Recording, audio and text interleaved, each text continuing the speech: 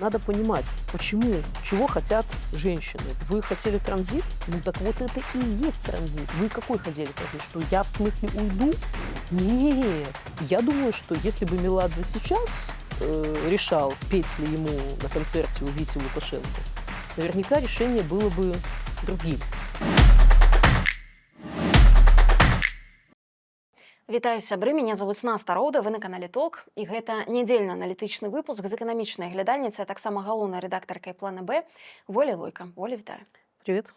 Ну што, адбылася інаўгурацыя Лукашэнкі. Мы, канешне, усе назіралі ў параўнанні з тым, што ў 2020 годзе, на жаль, мы не маглі пабачыць увогуле нічога. Яна была цалкам таемная. І, канешне, вельмі цікава параўноўваць на гэтым кантрасце, так? Вось гэты 2020 год, калі на вуліцах куча народу з чырвона-белымі сцягамі, так? І вось гэты 25 год, калі паказваюць, як едзе ягоны картэж, кругом проста пустынныя вуліцы, мёртвыя, за выключэннем такіх невялікіх выспачак, так, калі сагналі бюджэтнікаў. Што ты ўвогуле думаеш про тое, што ты побачила? Ну, да, любопытно, что анонс был за сутки, причем не просто анонс, а точное указание маршрута, призыв туда приходить. Очень будем рады. И, значит, прям точки указаны, где бы было желательно изобразить это все великолепие. Ну, наверное, начать можно с даты, да.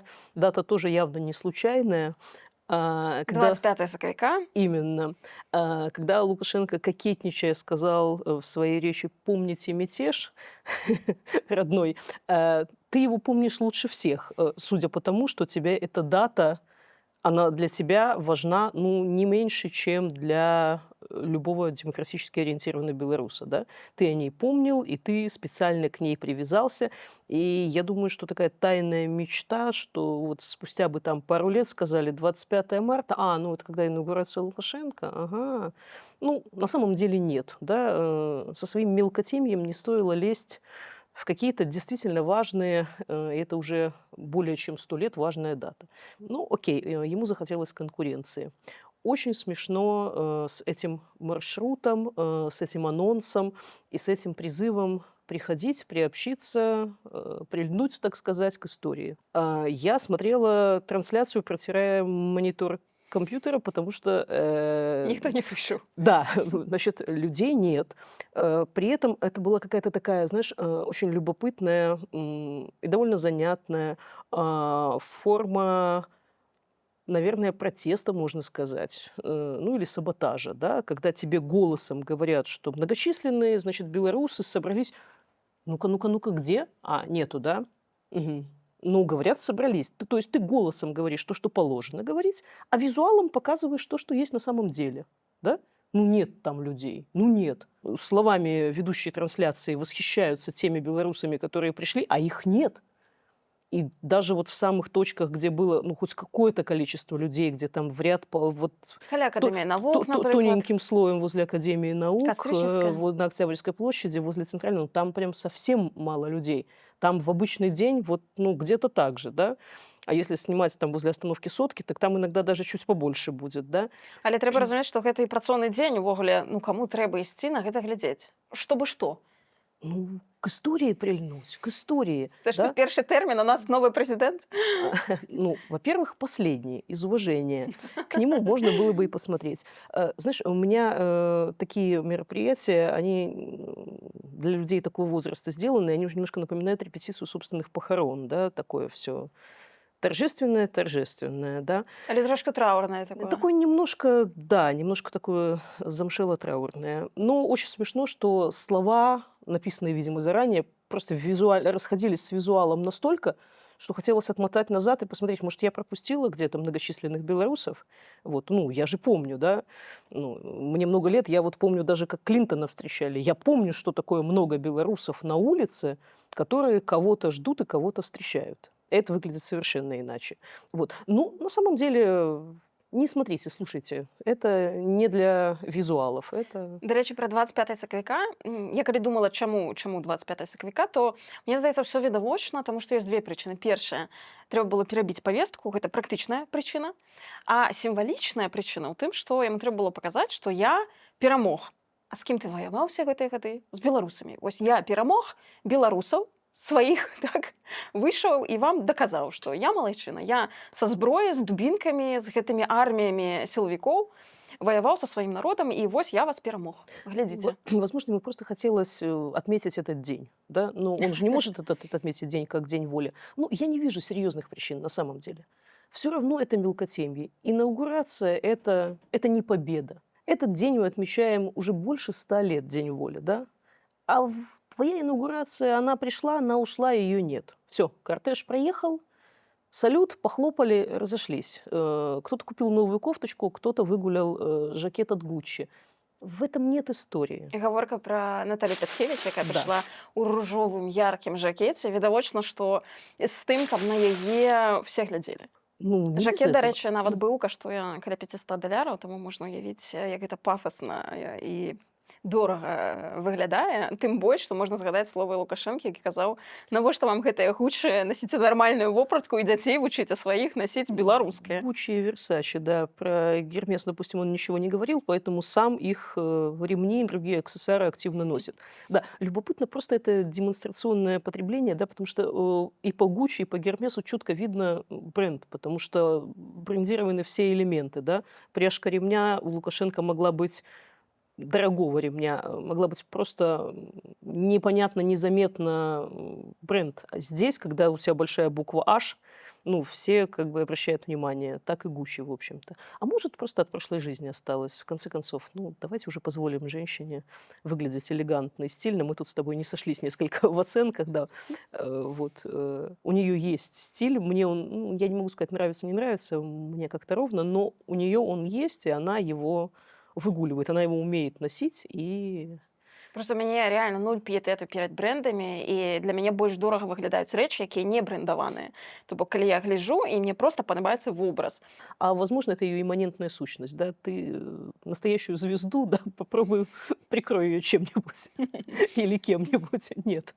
Цікавы эпізод інаўгурацыі гэта тое, што зеркала раскапала, заўважыла, што калі картэж пад'язджаў ужо непасрэдна да палаца, то не паказалі момант выхаду Лукашэнкі з гэтай машыны, і больш затое ўжылі камп'ютарную графіку. То бок сам момант пад'езду пад гэты палац гэта камп'ютарная графіка. І ўзнікае некалькі пытанняў. Першае: можа быць, Лукашэнкі ўвогуле не было ў машыне, таму што чаму вы яго не паказваеце, так?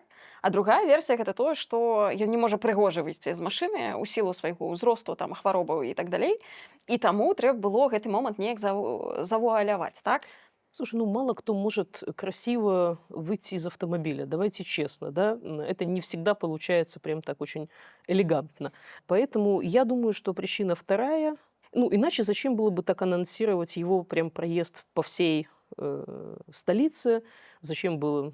Ну, зачем? Для картинки. Ну, картинка не получилась в итоге. То есть я думаю, что это все-таки было для него, и просто решили не показывать его, не усложнять кадр, не показывать издалека, потому что, ну, одно дело элегантно выскочить из авто, другое дело там не споткнуться и не сделать что-то, что будет видно даже с ракурса какого-то подальше. Увогуле выглядала такое эмацыйнае адчуванне, што гэта не была прысяга Лукашэнкі народу, а прысяга чыноўнікаў і сілавікоў на вернасць Лукашэнку, так? І ўвогуле, што гэтае свята, канешне, для вось гэтай кучкі каля ўлады людзей, так? Кубкі людзей, а абсалютна больш нікога не датычыцца. Слушай, ну такой утренник для чиновников, да, да. Я вас не брошу, папа сильный, папа сможет. Гэта, дарэчы, было ў прамове непасрэдна ім сказана, Да, і да, гэта я- адзіны момант, які выклікаў авацыі. Да, да. Я вас не брошу, я никуда не сбегу. А ты всегда говоришь, что ты еще не сделаешь, допустим, да? Ну, это очень странно прозвучало, а так речь была вполне банальная. Ёсць адчуванне, хоць Эйсман сказала, што нібыта ён сам яе пісаў, што ўсё ж такі пісаў яе чат GPT, умоўна, па прыкладзе зборнікаў Леніна. Вось так, типу, возьми той стыль, тыя тэзісы і упакуй его пад Лукашэнку. Да, похожие ощущения. Я просто спотыкаюсь на каких-то повторяемых постоянно максимах. Допустим, вот эти автомобильные его все штуки, МТЗ, каждый 10-й трактор. Ну, вот мои коллеги из «Зеркала» опровергали это уже год назад. Ну, то есть как бы всем давно математически понятно, что это не так, но они подробную раскладку сделали. И получилось, что примерно по состоянию на 23-й год где-то каждый 100-й трактор это Беларусь, белорусский в штуках. В деньгах хуже, потому что у нас много неэнергонасыщенных тракторов. Ну, как бы это мы уже ели, да? Ну, скажите что-то новое, да? Эта информация в меньшей степени не соответствовала действительности. Это во времена еще Леонова и начала лукашенковских сроков. Да? Это было очень много лет назад, когда там примерно 5-8% мирового рынка это были трактора МТЗ. Ну, как бы зачем? Это уже опровергнуто. Это уже даже чат GPT наверняка знает. Ну, а больше нечего. А больше нечего. Поэтому у нас медицина, поэтому у нас, что там еще, БелАЗы, поэтому у нас космическая держава, поэтому у нас БНБК. Ну, это все уже как бы обсуждалось, дискутировалось, про все это уже говорено. Гордиться тут особенно нечем, да? Ну, допустим, там, кроме трансплантологии. Ну, нет вопросов, все хорошо у нас с этим, да. Ну, конечно, этого маловато для отчета за 30 лет. Да? Опять, если бы это за 5-летний срок, ребят, ну вот как смог, да? А здесь срок все больше, а похвастаться все меньше чем, потому что даже то, что было актуально на там, 5 лет тому назад, сейчас постепенно отваливается. Вот как хорошо бы сюда ПВТ подошел, а? Если бы он продолжал бороздить просторы. А так ему пришлось говорить про штучный интеллект, але абсолютно без прыкладаў. Мы штосьці будзем рабіць, ніхто не ведае што. И не надо хайповать на этой теме. А мы могли? Ну, попытайтесь хотя бы хайпануть уже, да? В итоге вы не хотите хайповать на искусственном интеллекте, зато вы решили хайповать на майнинге. Ребят, все, кто умел, понимал и мог, уже все, что могли, намайнили, и уже вышли из этих бизнесов, да? И в этот момент приходите вы с Могилевской областью и говорите, что сейчас я как намайню. Окей, ну намайни. Ну вот намайнишь, расскажешь, потом поделишься впечатлениями, да? Дота-цэнтры пабудуем. Да. Трэба сказаць Ну, просто пра агаворку чыноўніка магілёўскага, які казаў пра дота-цэнтры ў Магілёве, так? да. Хаця зразумела, што гаворка была пра Дата-центры, дата-цэнтры, ну, так, але слушай, ну бывает. агаворка па Фрейду. Да. Он, наверное, тоже сильно удивился, когда узнал, каких проектов от него ожидается в ближайшие 5 лет. Что придумали, то придумали. Главное не хайповать. Да, кстати, слово хайповать у него, по-моему, трижды использовалось в этой инаугурационной речи. Может, действительно сам писал. Потому что вряд ли ну, чат-GPT, он стиль чувствует достаточно тонко. Или это такой стиль, ему скормили много текстов Лукашенко, и видишь, он выдал вот это вот. Ну, цікава, канешне, што пра перамогу ён сказаў у кантэксце вось мы ў другой сусветнай перамаглі. І вось я ў 20-м перамог з вамі разам. І ты думаеш, як гэта ўвогуле магчыма параўноўваць? Ну, як можа язык увогуле павярнуцца, гэта параўноўваць? Я не разумею гэта. Слушай, ну никак. Ну, это его единственная победа. Ну, что еще он может попытаться продать самому себе как победу?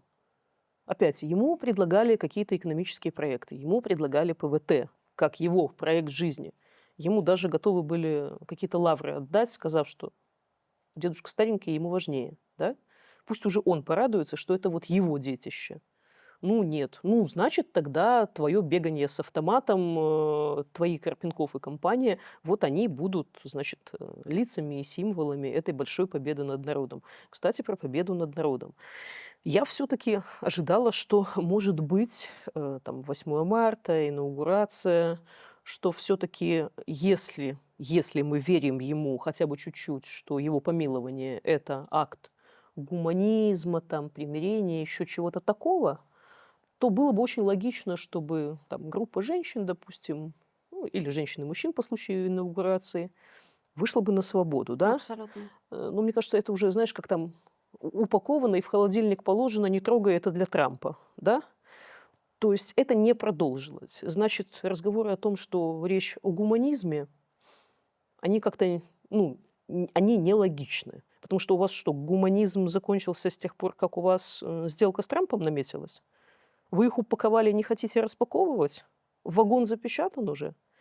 Ну, это достаточно странно, потому что повод был хороший и такой символичный, да, еще и кого-то там приобнять под это дело, сказать, вот ты заблуждался, я тебя спасаю, благословляю, да, иди больше не греши. Ну, на это не хватило. І больш за тое, гэта сапраўды выклікае апатыю, у тым ліку ў ягоных колах, таму што ўсе спадзяваліся, што ну вось-вось мы сапраўды зможам вярнуцца ў нармальнасць. Так што вось Конец зараз будет виден, да. так, што зараз скончыцца гэты трэш, у якім мы існуем, у гэтым пошуку ворагаў, пастаянным, няспынным, там, дзе іх няма. І зараз мы проста перакрочым праз гэты этап і вернемся ў нейкую умоўную нармальнасць. Але не, ўсё працягваецца, мы зноў шукаем ворагаў вакол нас, мы зноў на мяжы вайны, ён зноў сказаў, мы ходзім па краі. І ты ўсё гэта слухаеш і думаеш, ну калі ўсё гэта скончыцца нарэшце, так? Ну ты ж ўжо ўсіх перамог, ты ўжо сам сказаў, што я ўсіх перамог, всё. Ну, видишь, еще чуть-чуть осталось потерпеть, да? И те его обещания, что, ну, все, вот я же уйду, я же это. Знаешь, мне это напоминает эти комические куплеты, да, из «Строя в лодке, не считая собаки», да? Вы хотели транзит? Ну, так вот это и есть транзит. Вы какой хотели транзит? Что я в смысле уйду? Нет. Я постепенно начну думать о транзите. Иногда вам скажу о транзите. Ну, речь шла абсолютно четко о том, что тот срок последний, да? Оно было сказано словами, ртом прямо. А сейчас делается вид, ну, вы же хотели молодых? Вот вам молодые в правительстве. Вы же хотели? Вот я уже об этом говорю, да. Вот я уже могу даже пошутить про президентские амбиции кого-то из своих чиновников, да. Вот мне уже не страшно, я уже настолько весь в транзите. Ну, такими темпами, в общем-то, да, как люди тут уже шутят, можно и доколе потерпеть с учетом успехов анти-эйдж технологий в мире. Вот, так, в общем-то, можно и дождаться. Я не думаю, что так будет, но это выглядит как бесконечная прокрастинация и попытка выдать вот то, что у нас есть, это и есть транзит, это и есть успех, это и есть многочисленные белорусы на улицах. Ну где они? Ну покажите же нам их. На улице. Вот не задавай тупых вопросов, да? Вот тебе показывают, верь мне. Ты кому веришь, глазам своим или, в конце концов, ведущему церемонии тщательно отобранному? Верим, не вопрос. І можна ще згадаць, як Флашток напісаў, што ў Гомеле падчас канікул настаўнікаў сабралі ў класах, каб яны глядзелі па тэлевізары інаўгурацыю Лукашэнкі. І ты думаеш, ну сур'ёзна? То бок людзі самі не могуць паглядзець, іх трэба сагнаць стадам, каб яны паглядзелі. То есть вы настолько не верите, что ваши люди захотят посмотреть момент вашего триумфа, что да, вы их сгоняете в школу, а просто дома посмотреть, потом в чате обменяться. Ну нет. Все понимают, что никто это смотреть не будет. Они сами не верят этому многословию, этим всем конструкциям. Знаешь, тут показателен кейс Головченко, который, выступая на конференции в Насбанке, или собрание, как-то это было так странно немножко обставлено, которое мы с тобой потом еще обсудим, но любопытно было, что он сказал, что вот нас сейчас ждет важная пятилетка инвестиций и инноваций. Ну, вообще-то у нас пятилетка качества. Но он примерно запомнил, что какой-то ерунды, да, но не запомнил, какой именно. Потому что это не оговорка, потому что он инвестиции, инновации, ну, ребят, ну, как бы, ну, там очередной какой-то вот этой вот, да, ну, забыл я, чего именно. Так и тут. Все эти слова слышат, но всерьез это белый шум такой, да. Белазы там наши, эти самые, да, ну, скажи о том, о чем болит, скажи о том, что важно, что нас всех беспокоит, да. Да рэчы, трэба сказаць, што сапраўды губляе хватку, тому што я згадваю ягоную прамову на Новы год, абсалютна бессэнсоўную, мёртвую, там нічога жывога няма. Просто ніводнага жывога слова. Нічога новага, нічога жывога. І тут тое самае. Я злавіла сябе на думцы, што я калі слухала нейкі тэкст, я зразумела, што я нічога не разумею. То бок я чую нейкія словы, сэнсу ў гэтых словах я не чую. То бок это проста нейкая банальшчына, збор нейкіх канструкцый, якія паўтараюцца з прамовы ў прамову, з прамовы ў прамову, пад выглядам мы за ўсё добрае супраць усяго кепскага. Абсолютно. Ты посади его чиновников, дай прослушать это и скажи, вот повторите тезисно. Вот пятилетка чего-то хорошего. Ну, забыл. Ну, вот, ну как вот можно запомнить этого все, да? Когда там благоустройство, когда там качество, когда там инновации, когда там ускорение. Ну, чего-то хорошего, да? Ну, какая разница в конце концов? Это вообще не важно. І галоўнай няма пасыла. Што далей? Як бы, ну вось што, куды мы ідём? Што мы будзем рабіць? Ну, нам важно создать задел. То есть он видит себя таким, значит, стартером эстафеты, забойщиком, который должен создать отрыв. Ты уже 30 лет едешь в этой телеге. Какой отрыв? Перед кем? Где? Ну, по доходам, по уровню жизни, по продолжительности жизни. Почему? Где какие-то измеримые показатели? вашего большого успеха. Ну, нету их. Ну, нету. Поэтому мы говорим о том, что каждый 10-й трактор, значит, белорусский. Ноль факт-чекинга. І важная дэталь гэтай цырымоніі, так, што сям'ю Лукашэнкі пасадзілі асобна ад усіх на п'едэстале, на такіх выразных крэслах, так. То бок вось тут у нас чынавенства, так, наша, а вось гэта сям'я. І так выразна вышэй за ўсіх, так, і асабняком. І ты думаеш, ну, манархія. Царская семья, да, да. Ну і што падарылі удзельнікам цырымоніі, гэта нататнік Лукашэнкі, значыць, з мудрасцямі. Ну і мудрасцямі кшталту я выпісала одну. В Беларуси диктатура стабильности, безопасности, порядка, доброты и гостеприимства. І вось калі галавой падумаць, што тут напісана, диктатура доброты у Беларуси, думаешь, что? Что? Да полмира мечтает о нашей диктатуре, сказали же нам. Слушай, ну на самом деле это абсолютно ужасно. Это сродни совершенно неловкой фразе про то, что президентами рождаются, а не становятся. Она бессмысленная. Она абсолютно неправдива, что очевидно любому человеку. Да? Мало родиться, надо вырасти, надо пройти путь, надо стать. А объяснять, значит, тем, что я просто такой уродился, обычно это объясняют какие-то косяки, промахи, необъяснимые какие-то провалы, да. Ну, сори, вот такое я есть, да. Потому что у успеха есть путь, есть какое-то последовательное действие, усилие тебя, твоей семьи, твоего окружения, чтобы из тебя получилось то, что получилось, да. А сказать, ну вот таким я уродился, это очень странная конструкция. Ну, ты не объясняешь свои успехи тем, что ты такой уродился. Это типичное оправдание для промахов. И из одной неловкой фразы, ну, сказал и сказал, иногда чего только не скажешь, да, сделать там мерч, цитату, сделать прям бренд, ну, это плохая идея, потому что цитата неловкая. Хочу згадаць з табой нядаўні канцэрт Меладзе, на які з'ехаліся і беларусы з Беларусі, і беларусы з эміграцыі. Канцэрт прайшоў у Варшаве. І пасля гэтага канцэрту проста выбухнула бура. Все сталі абмяркоўваць, можна ці не можна хадзіць на Меладзе, наколькі гэта зашквар не зашквар, наколькі гэта ўвогуле этычна для беларусаў. Што ты думаеш пра гэта ўсё? Сразу скажу, на концерте не была. Знаю нескольких бывших политзаключенных, кто ходил. Очень хотелось, да, вспомнить нормальную жизнь людям. Так, ну, значит, по претензиям к господину Меладзе.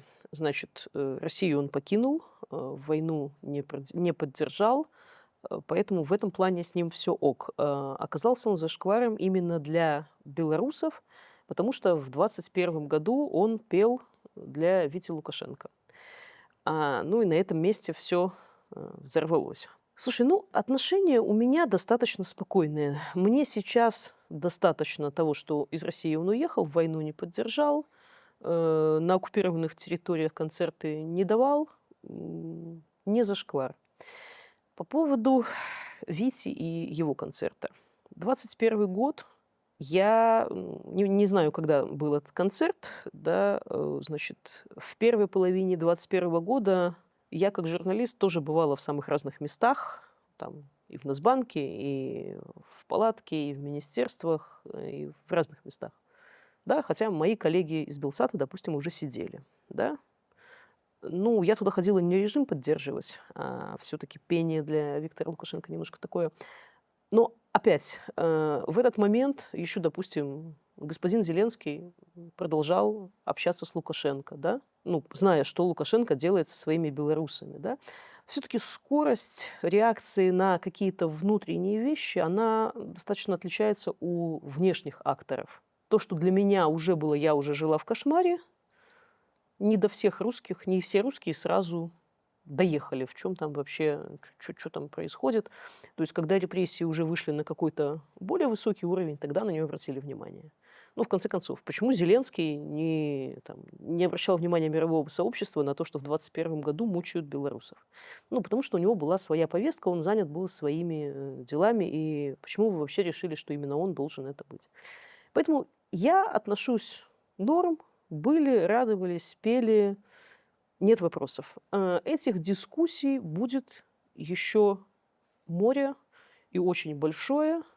Вот я посмотрела, как в фашистской Германии какие разборки были по отношению к музыкантам того времени, да, и даже если там, суд тебя оправдывал, все равно находился какой-нибудь условный Томас Ман, который говорил, что, ребята, это зашквар, и музыку этих всех там, значит, Шубертов мы не можем слушать, потому что он поддерживал гитлеровскую Германию.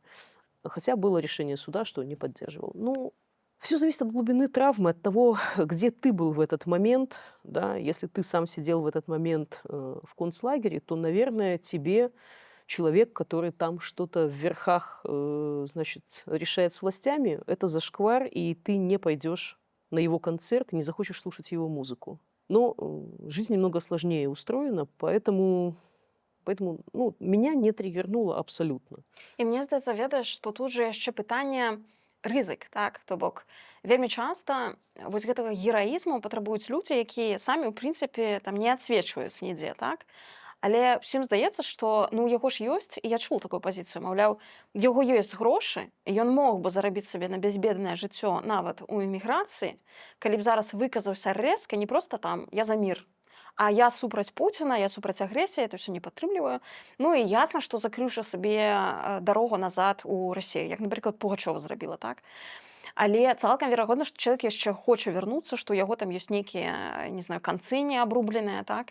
І гэта ж тычыцца таксама вельмі многіх беларусаў, так, якія не стараюцца тут лезці на ражон і лішні раз адсвечваць. Пры гэтым я ведаю, што тыя ўсе людзі маюць абсалютна выразную пазіцыю, яны ясна, на якім баку это для ўсіх відавочна. Але разумеючы, што ты захочаш пасля вярнуцца, так? У цябе там яшчэ, не знаю, дом, машына, сям'я, сябры і так далей, вельмі шмат падвязак, так? І людзі не ўсе гатовыя вельмі рэзка так браць і абрубаць. І ў гэтым сэнсе вось для мяне пытанне, наколькі мы можам патрабаваць ад іншых людзей быць героямі, так? Быць вось такімі, якімі мы хацелі, каб усе былі, так? Ты можаш патрабаваць гэтага ад сябе, і паказваць сваім прыкладам, што вось я такі, я гатовы на гэта ісці. Але патрабаваць ад іншых, ну, не знаю, тут пытанне. Ну, абсолютно. Нам всегда хочется, чтобы кто-то решил, выступил и так далее. В конце концов, слушай, сколько вон белорусского бизнеса, уехавшего сюда, зарабатывающего здесь миллионы, миллиарды, они не могут решить проблему нам с одним Лукашенко? Ну, ребята, они заняты, у них своя жизнь. И у нас у каждого своя жизнь. И суть ее не в том, что мы кого-то должны там свергнуть или еще удовлетворить чей-то запрос. Мы живем свою жизнь так, как мы ее видим и понимаем. И в 2021 году в Беларуси, работая журналистом, ну, все мы пытались нащупать какую-то эту новую реальность, да? Ну, вот, а что мы с тобой должны были сделать, допустим, там, в январе 2021, когда уже закрыли наших коллег из Белсата, когда закрыли коллег из Тутбая, вот что, как мы должны были, что мы должны были сделать? От нас чего-то ждут, да? Мы об этом писали. Мы писали о том, что это вопиющие кейсы. Мы писали о том, что Роман Бондаренко был трезв, как бы Лукашенко не врал, что он был пьян. Это было опасно. Ну, я помню эти ощущения. Это было опасно. Это было опасно нам, это было опасно нашим источникам. Мы это делали. Чего еще вы от нас ожидали? Что еще нам надо было сделать? Опять, не надо задним умом, да, вот прям в тот момент подскажите, что вот куда нам? Ну, я не знаю, да, мы все проживали эту историю впервые. Я не могу сказать, то есть мне говорят, там, ты что, вот что-то бы изменила там, в своих действиях 2021 года? Да, потому что мои люди до сих пор сидят в тюрьме, и было бы странно, если бы я не чувствовала там, и свою ответственность в том числе. Значит, надо было громче кричать, что надо быть аккуратнее, что надо подстраховка, что надо запасные варианты, что надо раньше уезжать. Ну, потому что это наши люди, и они пострадали и страдают сейчас. Было бы странно, если бы я делала вид, что «а мне ок». Ну, мне, конечно, уже ок. Но им-то нет. И это тоже коллективная ответственность. Поэтому я думаю, что если бы Меладзе сейчас решал, петь ли ему на концерте у Вити Лукашенко, наверняка решение было бы другим. Возможно, он вообще был не в повестке. Опять мы ждем от музыкантов, что они вовлечены и в повестке. Угу. Да. А они творческие люди на своей волне и так далее, да. Я за многими слежу, я тут не очень мейнстримный человек, я, там плохо знаю современную музыку, но я даже слежу там за, старой гвардией, там на песнях, которых я в детстве выросла, там родители-походники пели, да. Люди покидали страну там в возрасте сильно за 70, в возрасте сильно за 80, да. И они уехали из этой страны и дают там гастроли кто в Германии, кто в Израиле. Это, ну, это удивительно для меня было, да. Я не ожидала от них такого. Я не ожидала, что там Вероника Долина, мама, Антона Долина, известная, бардовская исполнительница, что она в своем возрасте там куда-то уедет. Ну, понятно, что государство немножко подтолкнуло, но она занимала четкую антивоенную позицию. Я никогда не думала, что там исполнитель песен моего детства раннего Александр Городницкий в 92 года будет давать концерты в Германии с четкой антивоенной позицией. При том, что до сих пор его хейтят за песню 2007 года «Севастополь останется русским». Тогда она была про другое написана. Это был 7-й год. Речь шла о том, что это русский флот, это там слава русского флота. Ну, и он объяснял 100 раз это, да. Человек вынужденно уехал из страны, человек занимает четкую антивоенную позицию. Ему 92 года, да, я вообще уже отстала от человека. Так бывает. Иногда автор говорит какие-то вещи. Я вот все жду, когда ему прилетит за еще одну песенку. У него там есть слова «Мы Финляндии всю когда-нибудь отберем». Это ирония по поводу той зимней войны, по поводу советско-финской кампании, где Советский Союз потерял кучу людей и приобрел кучу проблем. Ну, как бы это ирония. Это не попытка, не призыв к Путину захватить еще и Финляндию. Да, то есть творческому человеку достаточно сложно в жизни приходится. И история эта долгая, и я посмотрела там в Германии фашистской, кому только не было претензий, ей-богу, да. Люди пытались выжить, кто-то пытался приспособиться, кто-то пытался уехать. У каждого была своя история, семейная, личная и так далее. Але Вот. ведаеш, нават ты ж паходы на мелацыях, гэта ж часта ўвогуле не пра музыку, а пра ўспаміны. Да. То бок ты слухаў яе, не знаю, 14, 15, 16, 20, 25, у цябе з гэтым канкрэтна момантам звязанае, ну, штосьці для цябе важнае, і ты ідзеш не то, што меладзе слухаць, ты ідзеш пражываць свае нейкія пазітыўныя ўспаміны. Абсолютно. Слушай, я вот рефлексировала так по поводу квартета И, да? У мяне таксама ёсць Которые грэх. заняли позицию, не заняли позицию, которые вообще-то украинцы, которые, ну, нет, позиции сейчас у них там нет, да, войну они не поддержали, Z не бегают. Буду ли я, пойду ли я к ним на спектакль? Скорее нет. Ну, если я вдруг согрешу и пересмотрю, допустим, О чём там, говорят мужчины? или о чем говорят мужчины, вспоминая совершенно конкретные свои поездки с конкретными людьми, да, это уже моя история, это уже не их фильм. Или, допустим, там день выборов, ну, как бы я прощу себе этот грех, да, ну, если вдруг это какой-то зашквар, да, ну, я, наверное, даже не буду об этом никогда там писать в Facebook или еще где-то, чтобы не Абсолютно. хейтили, да. Ну, это часть моей жизни, моей истории, да, І гэта, дарэчы, таксама спосаб умоўна мець такі guilty pleasure, да. але для сябе, так, не афішаваць. Ну, я не могу отказаться от части своей жизни, да. Вот в детстве мне пели там песни на стихи Юны Морец. А то, что она в 90 с хреном лет сошла с ума и поддерживает Путина сейчас, ребят, для людей старше, наверное, 85, я вообще уже просто ничего от них не хотела, потому что я не уверена, что она в своем уме вообще. Ну, так бывает иногда, да? І тое саме мне таксама ёсць, што я, напрыклад, калі чую песню «Тулула, тулула, тула» Чучерінай, так, у якой абсолютна маракабеснае ўспрыманне свету, так, яна фанатка Пуціна і вось гэтай Расіі, я не бачу Чечеріну ў сваіх вачах у гэты момант, а я бачу, як мы там з падлеткамі з сяброўкай на коле агляду весялімся і адчуваем сябе супершчаслівымі, спяваючы «Тулула, тулула, тула» ветрам голову надула, так? І мы абсалютна ў гэтым моманце ніхто не думаў, хто такая Чечеріна, і ўвогуле гэта было да ўсяго, да Крыма увогуле. То бок гэта было вельмі, вельмі, вельмі даўно, так? Але ўсё роўна зараз, нават калі я пачую гэту песню, маё першая некая звязка, так, першая эмоцыя, першы першы ўспамін будзе не з тым, што яна за Пуціна, а з тым, што мы падлеткамі весяліліся пад гэтую песню, і нам было класна, мы былі шчаслівымі. Абсолютно. Причем я же не ее отбеливаю, я отбеливаю свои воспоминания фактически, в которых не было ничего плохого, в которых не было ничего, что вело бы, толкало бы сейчас кого-то к какой-то агрессии или к каким-то имперским штукам, да, потому что я уже сейчас слышу хейт и Шевчука, потому что он тоже там недостаточно антироссийский. Ребят, ну, как бы он дожил уже до своих там скольких-то лет, да, русским человеком. Он уехал из страны, да.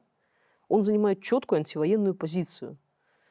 Ну, то, что он слишком русский для нас, ну, давайте это каждый уже будет для себя выбирать вот эту допустимость, потому что иначе у нас получается какая-то уже не полиция нравов, а даже хуже на самом деле. Але я цалкам разумею і падтрымліваю аргумент пра тое, што ўвогуле расійская культура гэта мяккая расійская сіла, так? Гэта ўсё роўна навязванне нейкіх там стэрэатыпаў успрымання.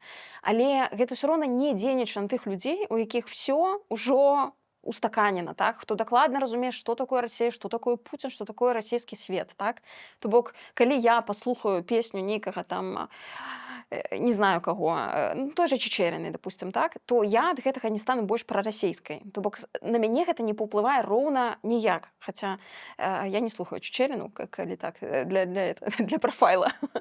Слушай, Ось, ну, у але нее тым не все-таки менш. провоенная позиция. Я, допустим, не буду ничего пересматривать с Охлобыстиным просто потому, что Не, его ну, это истерики, это перебор. Это, Абсолютно. ну, Ёсць это рэчы, якія да, і тут і Чечеріна, і Охлобыстин все ж таки да, блэк-ліст, так. да. Але Вот Меладзе? а вот претензии там к Шевчуку, к Меладзе, ну, опять, если вас это так триггерит, ну, спросите у него, спросите, Валерий, вот, ну, тогда вот в 21-м вам казалось, что это типа Окей. ок, сейчас, слушай, ну, нам всем в 21-м казалось, что некоторые вещи ок, да? Ну, я говорю, что Зеленский тоже с Лукашенко не ссорился, не объявлял там эмбарго, ничего, да? Даже строил какие-то там отношения, да? Они были. И говорить, что Зеленский, ты был идиотом, надо было там, что надо было, сразу с ноги заходить? Ну, нет, это был 21 год.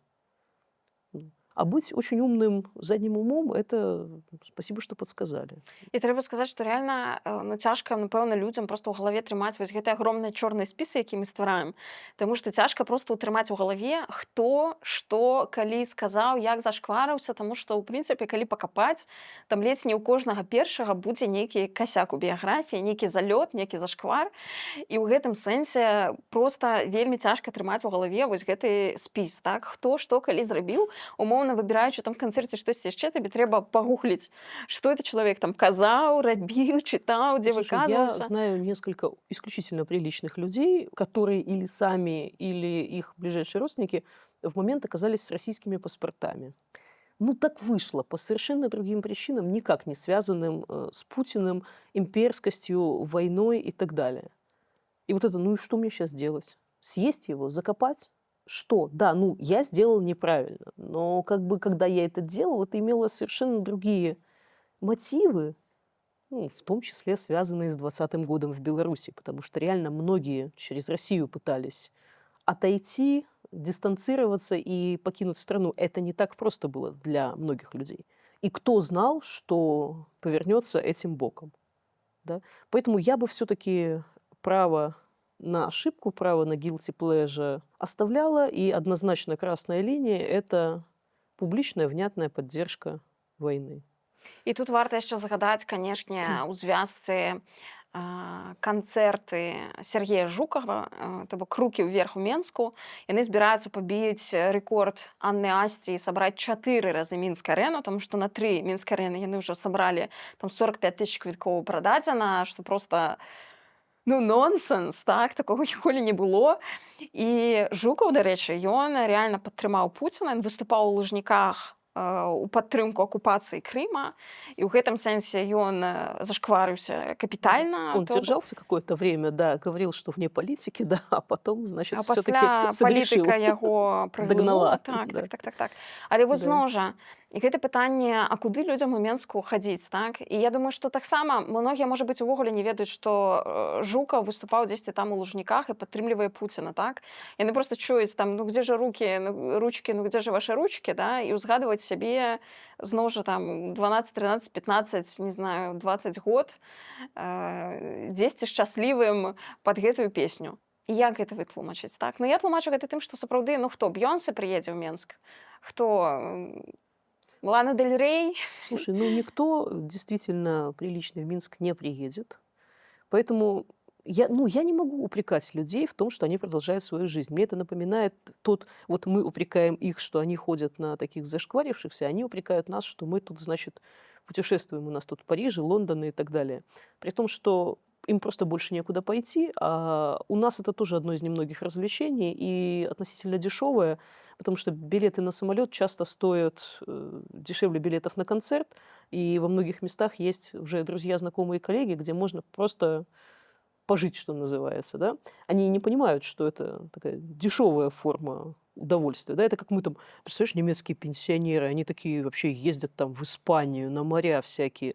Ребята, они ездят туда, потому что там дешево. Там жить, может быть, дешевле, чем в Берлине. Особенно если свою квартиру в Берлине сдать, в обмен снять себе, значит, на 3 зимних месяца что-нибудь в Аликанте и еще и сэкономить. Это не такая дольче вита. Это просто особенности местного образа жизни.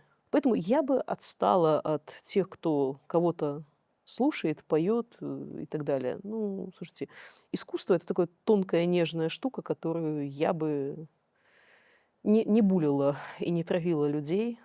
Але, канешне, гэта яшчэ і пытанне таго, а што мы маем сваё? І, канешне, нам усім трэба было прыкладаць намаганні, каб наша было крутым, кайфовым і на ўзроўні і гэтых расійскіх топавых гуртоў лепш за іх, і на ўзроўні сусветных. Але вось, на жаль, Но не всегда убережешься от зашкваривания будущего, потому что, ну так бывает, да. Ну, если бы мне сказали, что там, я не знаю, там условные там, Бутусов там зашкварится, я бы, наверное, сильно удивилась, да, а Пугачева наоборот. Ну, кто знал? Но я все равно сейчас не начну слушать Пугачеву, просто потому что, как бы, моя история про другое. Ну, я ее, в общем, с удовольствием слышу, вижу, и она молодец. Занимать такую позицию довольно сложно. Но опять, она величина, она может себе позволить. Она может чувствовать, верить в то, что она too big to fail, да, что она величина, которую не тронут, которую не будут, там, которая Песков все равно будет уважительно отзываться. Вот Михаил Сафарбекович Гусареев сказал, что вот отстаньте от женщины. Вот. То есть даже с той стороны, да, люди, которые все-таки однозначно близки режиму, они могут найти в себе какие-то силы и сказать, что, ребята, там, отстаньте от Пугачевой, давайте, пусть она уже там живет свою жизнь. Да? Ну вот давайте уже там от Меладзе все-таки отстанем, дадим людям жить свою жизнь, не увеличивать объемы стресса от того, что они спели то, что они там последние 10 или 15 лет пели, радовались, получали эмоции. Але частку гэтай энергіі, якая накіроўваецца вось у гэтае прысаромліванне беларусаў, якія не тое глядзяць, не тое слухаюць, канешне, усім нам варта было б скіраваць у папулярызацыю свайго. Мне здаецца, гэта правільна, калі мы проста будзем падказваць іншым людзям, іншым беларусам, што ёсць яшчэ у нас нашы вот такія класныя, крутыя, ствараюць афігенныя рэчы, трэкі, не знаю, кліпы, гульні, што заўгодна. Мне здаецца, это будзе такі ўнёсак у пабудову вось гэтага беларускага свету. Нядаўна выйшаў новы міні-серыял брытанскі на Нетфліксе. Называецца «Пераходны ўзрост». Так? І зараз проста ўсе яго абмяркоўваюць, тому што гэта вельмі нетыповая гісторыя. Гісторыя распавядае пра 13гадовага хлопчыка Джеймі, які забіў сваю аднакласніцу. І бацькі знаходзяцца ў поўным шоку, што адбылося, як такое магло адбыцца, тому што сям'я абсалютна нармальная, у сям'і ёсць іншае дзіця цалкам нармальнае, и яны не могли уявить, что такое магчыма. Мне очень жаль, что мы в Беларуси в свое время мало обсудили похожие кейсы, которые можно говорить, что они нетипичны для нашего белорусского общества, но на самом деле они типичны и часто повторяемы в разных обществах, потому что взросление, возмужание, конфликты поколений, даже не конфликты, а непонимание поколений не из-за каких-то поколенческих штук, а даже из чисто технологических. Ты не понимаешь его, потому что ты не понимаешь инструментов, которыми он пользуется, которыми он живет. Истории в Беларуси были не менее трагичные. Я думаю, что многие помнят историю мальчика Доната Скакуна, который напал на учительницу и получил 8 лет колонии за тяжкие телесные повреждения учительницы. Наверное, сложно забыть будет белорусам историю Влада Казакевича, который с бензопилой напал на посетителей торгового центра, И всякие кувалды. добивал, да, получил 18 лет колонии, Спочатку 15. 15, да, потом в колонии еще напал на сотрудников и добавили ему, по-моему, до 22. Так. Да, все эти истории обошли минимальная рефлексия, да, как, почему, почему благополучные мальчики, а благополучные ли они, и опять, они нормотипичные или нет? Это, ну вот для меня, допустим, всю, по крайней мере, третью серию, этот был вопрос ключевым. Я про сериал сейчас, да. У трэцяй серыі ідзе проста размова псіхолага з хлопчыкам, Да, у якой хлопчык як бы тлумачыць сваю матывацыю, тлумачыць стаўленне да жанчын, тлумачыць стаўленне да аднакласнікаў. То бок яны шукаюць нейкія глыбільныя матывы, якія маглі ў яго быць, і да. ўвогуле зразумець ягоны светапогляд, ягонае бачанне, думкі. Психолог пытается оценить его внезапную агрессию, которая, в общем-то, для подростка, наверное, типична, но насколько ее масштабы соответствуют раздражителю, сложно нам понять. Для меня вот в этот момент стал вопрос, насколько нормотипичен вообще мальчик. Все-таки всяких диссоциальных расстройств достаточно много, и для меня он все-таки не совсем нормотипичен. Какой-то, может быть, какая-то малая психиатрия, может быть, действительно он социопат какой-то. Ну, потому что ты рассуждаешь об убитом человеке, у тебя нет ни ужаса перед совершенным, ни раскаяния. Мы только в 4-й серии, через 13 месяцев события происходят, мы узнаем, что он готов признать вину. Да? Убийство есть на записи. Отец видит запись в 1-й серии и страдает глубоко и широко, и просто это его перекрывает, это чувство и вины, и ответственности, и непонимание того, что еще он мог, должен был сделать для того, чтобы этого не произошло. Да? Его накрывает сразу. Мальчика не накрывает очень долго. Потому что обычно, когда там, ты чего-то натворил, тебе это показывают, и ты начинаешь осознавать масштабы совершенного тобой. Здесь на это уходит больше года. І больш за тое вельмі такія паказальныя дыялогі з псіхатэрапеўтам, хутчэй за ўсё, калі яна яго пытаецца: ну ты разумееш, што яна памерла, ты разумееш, Да. што такое смерць, давай з табой пагаворым увогуле пра гэта, таму што ўзнікаюць пытанні, наколькі ты адчуваеш гэтыя наступствы. И он говорит, я не сделал ничего плохого. Весь этот более чем год он говорит, я не сделал ничего плохого. Ну, при том, что убийство есть на записи. Да, тут каждый, наверное, пытается не то, что это как-то спроецировать на свое окружение, на своих там детей, знакомых и так далее, да. Мы все не идеальны, понятно.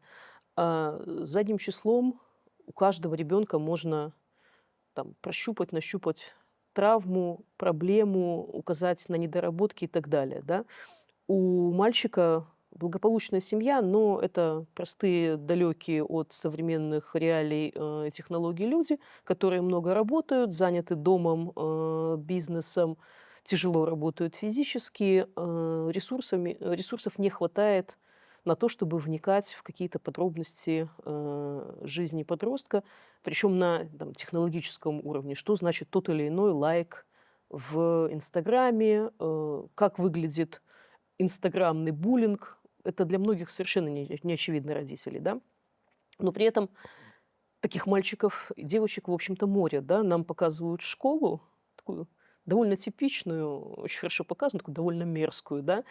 Такая совершенно, какая-то, какое-то иерархичное общество, такое тюремно-армейское, но без четких правил, без армейской дисциплины, да.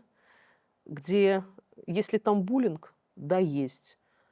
Ну, он такой повсеместный, да, какие-то тычки, какие-то пинки, какая-то агрессия подростковая такая гормональная, да.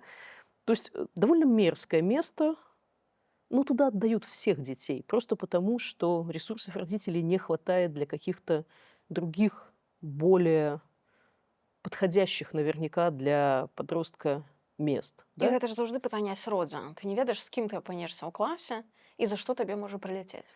Я думаю, что даже в самом благополучном классе не Будзе адзін-два обходится чалавекі, якіх без будуць буллинга, буліць. где, слушай, ну, просто подростковое общение между собой, ну, часто такое, знаешь, там, а ты чё, а ты ничего, ну и так далее, да, какие-то эти вот иерархические, структурные штуки.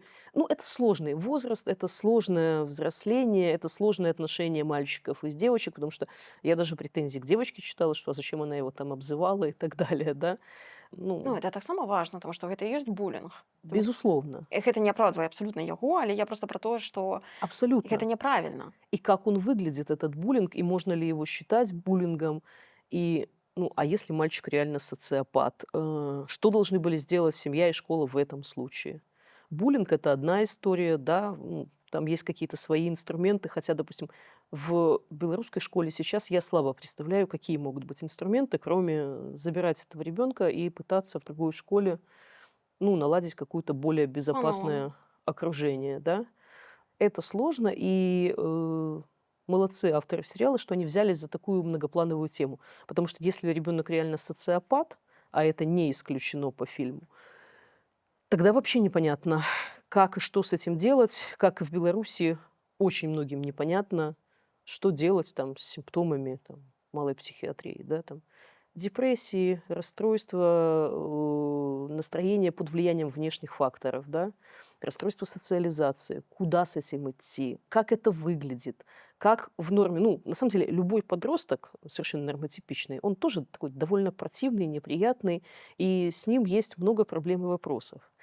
Вот. То, что они взялись за такую масштабную тему, это очень замечательно, и это отличный повод нам подумать, посмотреть на тех, кто рядом, попытаться понять вообще, что происходит, и не прятаться за вот этими клише, да, там мы воспитываем патриотов. Ну вот серьезно, да? Вот это должно как-то детей собрать, мотивировать. У вас нет жесткой конкуренции, у вас нет вот этого безумного достигаторства, у вас нет сложных, только начинающих выстраиваться отношения между мальчиками и девочками в период гормонального взрыва. У вас этого ничего нет, у вас есть только патриотизм. Ну, хорошо, если патриотизм там в белорусской школе сейчас может решить все проблемы от психологических до гормональных, да. Но это сложный возраст. Это сложный возраст, это уязвимый возраст. И то, что они сделали, это очень круто, реально. Это очень круто и многопланово. Но мне понравилось, что даже вот в таких произведениях искусства, где много планов, где много всего, обязательно найдется кто-то недовольный, кто скажет, слушай, так а нож нашли? Это не важно. Не важно, нашли ли нож, да. Есть истории, где реально она гораздо больше, шире и так далее. Поэтому было бы очень здорово, если бы и в Беларуси мы научились рефлексировать вот о чем-то таком больном, да, потому что я помню, как историю с Донатом Скакуном обсуждали, да. Мальчик пришел в школу раньше, зашел в кабинет к учительнице, должен был там стихотворение ей рассказать. Пераздаць, так? Да, вышел, и учительница оказалась с ножевыми ранениями, позвонила дочке.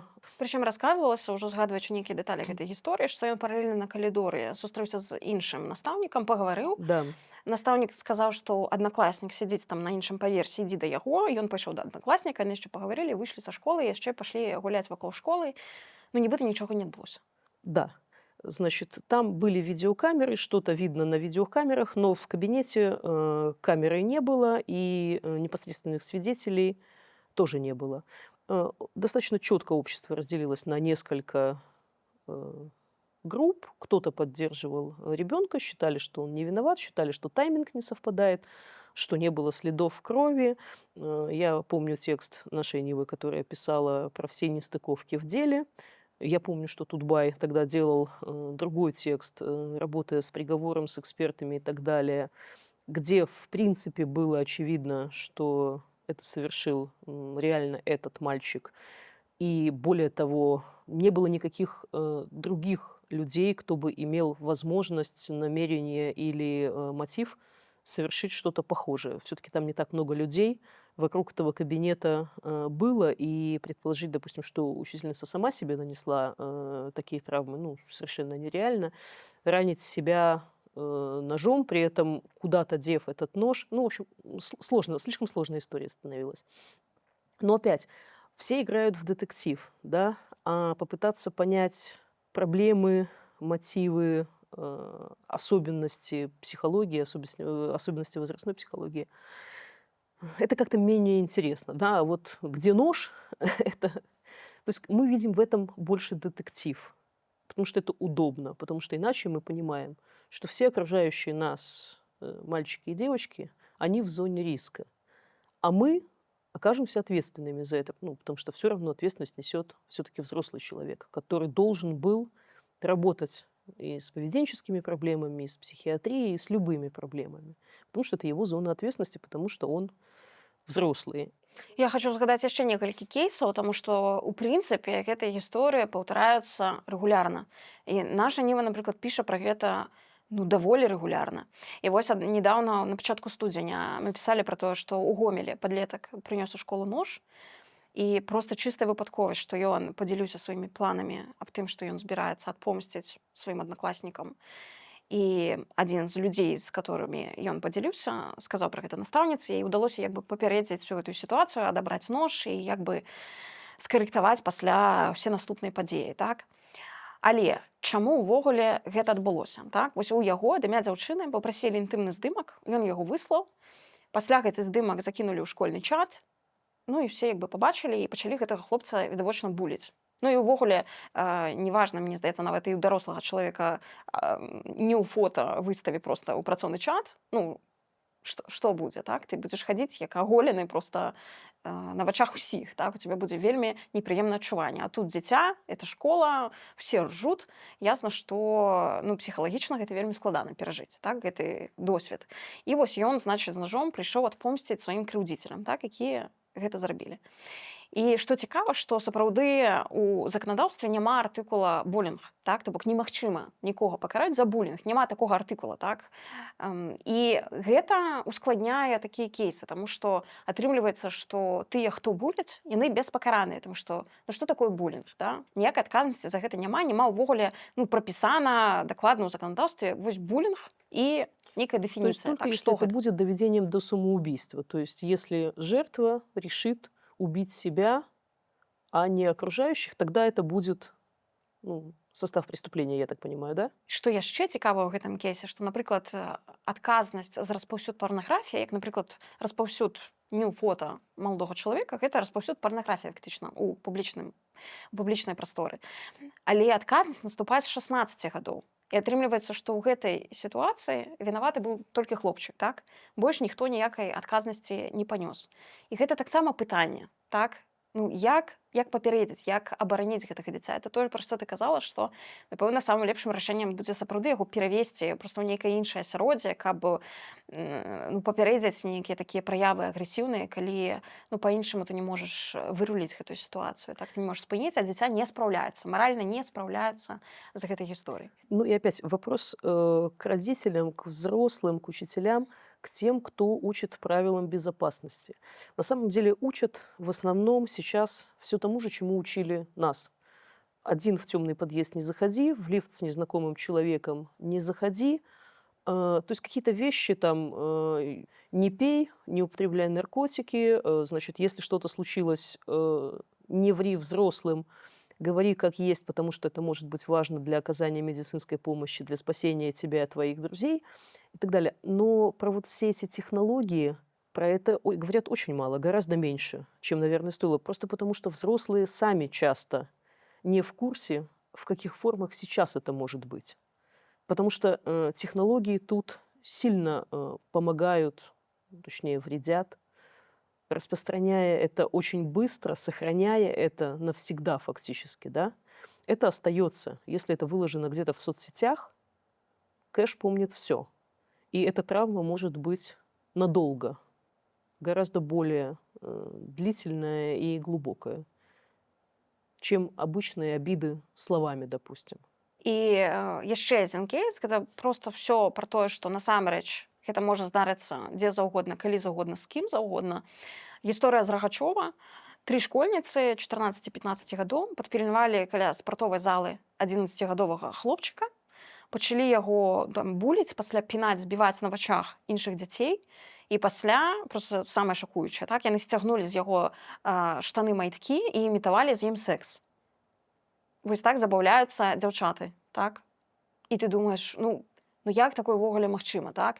Іх пакаралі, пасля ім прысудзілі год за тэрміноўкай, ну ўсё ж такі, я думаю, што яны ўсвядомілі сваю адказнасць за такія дзеянні, хаця для мяне, канешне, пытанне прычыны сувязі, так? Што можа цябе падштурхнуць такое рабіць? У дачыненні да хлопчыка, які яшчэ на 3-4 гады малодшы за цябе, вось гэта з ім рабіць? Мне тяжко вытлумачить некие причины. Я не уверена, что эти девочки сделали правильные выводы на самом деле. Абсолютно не уверена.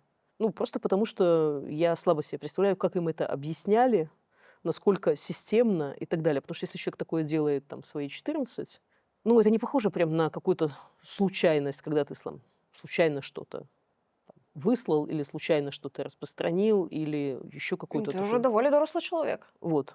И действие во времени достаточно растянутое, чтобы в какой-то момент остановиться и понять, что, слушай, что-то мы, по-моему, немножко заигрались. Да. Насколько мы с этим готовы работать, я не знаю. Хорошо, что есть произведения искусства, которые ставят такие вопросы, потому что то, как обсуждается школа в Беларуси сейчас, это фабрика по воспитанию патриотов. Да? Там не бывает таких проблем. Просто нет вообще совсем. Але мне здаецца, што самае важнае гэта ўвогуле вось гэтае пытанне эмпатыі, так, дабрыні да іншых людзей, так? Таму што адкуль гэтая агрэсія, злоба супраць іншых людзей, асабліва, напрыклад, неабгрунтаваная, таму што я не ведаю, чым 11гадовы гэты хлопчык мог так выбесіць 3 дарослых дзяўчат у параўнанні з ім, так? Каб такую выклікаць на сябе агрэсію. Слушай, гормоны, физиология достаточно банального.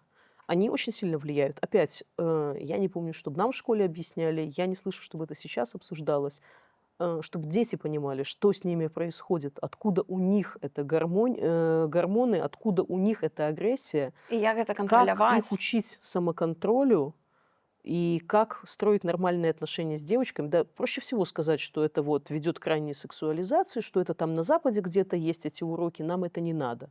Ребят, надо. Это про другое, это про взросление, про понимание своей физиологии, про понимание, что у тебя происходит в организме и почему ты реагируешь так или иначе.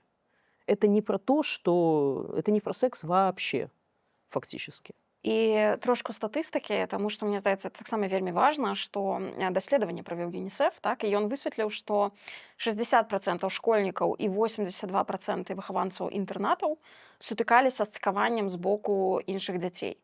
І за апошнія 5 гадоў вось гэтая колькасць злачынстваў на сексуальнай глебе, дзе пацярпелыя менавіта дзеці, яна ўзрасла ў 20 разоў. І з іх 80% адбыліся ў інтэрнаце. І яшчэ адна лічба, што больш за 30% дзяцей сутыкаліся з запалохваннямі і цкаваннямі ў інтэрнэце.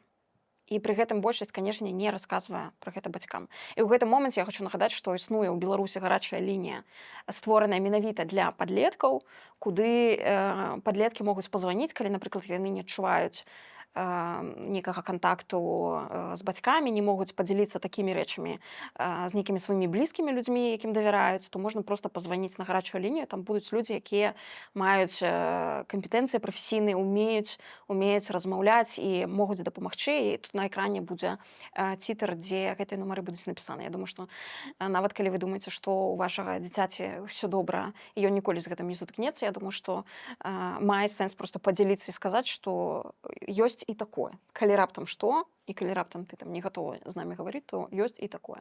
Мне здаецца, лішнім гэта не будзе.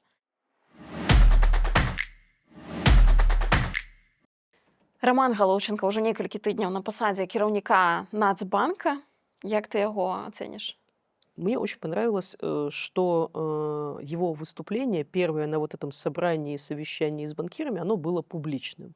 То есть пресс-служба выложила видео, не в изложении Белты, а просто видеофрагменты, которые позволяют все-таки составить представление о том, что и как происходит, что человек будет делать. Впечатление двоякое на самом деле. Ну, во-первых, он очень смешно, как я уже говорила, перепутал, значит, в какой пятилетке он живет. Да, инвестиции и инновации – это не следующая пятилетка качества. Достаточно странным, неприятным было впечатление от того, что сразу он занял такую агрессивную позицию в отношении минимального, не то что несогласия, просто ему задали вопрос, будет ли смягчение денежно-кредитной политики, будет ли эмиссия, будет ли значит, увеличение кредитования госсектора, и, значит, в ответ получили, что вот отдельные инсинуации, а если это просто честное несогласие, а если это, я просто спросить, да? Я могу уже просто спросить, чтобы это не назвали инсинуациями, да? Ну, я спросила, вы ответьте, да? Все-таки профессионалы не боятся вопросов, любых, даже если, в общем-то, они не очень нравятся. На самом деле почти все его выступление было как раз подтверждением версии о том, что эмиссия будет, потому что апогеем стало то, чего не было никогда, и то, что я себе до сих пор вообразить абсолютно не могу, это введение некого норматива для банков, показателя, который будет показывать участие банка, значит, в экономической жизни страны. Очень хочется спросить, ну, а если я не выполню этот норматив, вы меня посадите, расстреляете, лишите лицензии, что со мной будет? Ну, что за норматив такой участия в экономической жизни страны, да, который я как банк буду соблюдать? Ну, плюс надо понимать, что наша банковская система, она благополучно продана российской банковской системе. И мне было бы очень любопытно, кто и как, к примеру, сообщит Герману Грефу, мол, Герман Оскарович, тут ваша дочка белорусская, она не выполняет норматив участия в экономике Беларуси. Я думаю, что Греф очень удивится, и я слабо себе представляю, какими инструментами. Очевидно, что они будут не рыночными, и очевидно, что они будут такими из серии через колено. Да? Если банк чего-то не финансирует, значит, его представления о рисках, о доходности и так далее, они расходятся с тем, что есть на рынке. Да? Вы пытаетесь банки насильно заставить, там было очень забавно, что они должны, значит, вложить в экономику страны, там и прибыль свою они должны отдать, и прибыль материнского банка они должны отдать. Ну, как бы я не очень представляю, кто будет сообщать российским банкирам, что отныне их прибыль – это не их прибыль, а это то, что они должны направить на финансирование белорусской экономики. Это что-то новенькое, это какая-то продразверстка на банковском уровне получается. Вот. Как он это будет реализовывать, я не знаю. Это же не какие-то вражеские банки, которые пытаются, значит, прибыль свою зажать. Это Сбербанк. Это дружественный вам банк. Как вы на него будете давить и что вы будете с ним делать, чтобы он доведенные нормативы, не соответствующие никаким там банковским кодексам, их просто не было в природе никогда никаких таких нормативов, вы ему доведете и будете требовать исполнения. Ну, это очень странное решение, это прям такая продразверстка совсем. Ён жа яшчэ сказаў, што не бачыць увогуле ніякіх прыкмет перагрэву эканомікі беларускай. Ты згодная з ім? Ці ти їх Ну, бачиш? я нет. Ну, как бы все видят, значит, все видят и рост кредитования, рост доходов, рост ВВП. Все видят дырку, образующуюся в внешнеторговом сальдо. Это фактически последний пазл, которого не хватало и которого даже в России не было. Ну, вот Набиуллина четко сказала, когда в июле, по-моему, прошлого года, что, ребята, есть разрыв ВВП, потенциального, реального, как бы циклический перегрев. Все сразу, совершенно с первой цифры. Нацбанк что-то двигает, что-то меняет и пытается говорить, что это нормально. Ну да, это нормальный перегрев, это не что-то такое прям запроектное, да, но он есть. Как бы вы можете считать его в нынешних условиях там допустимым, но отрицать, что он есть, это очень странно.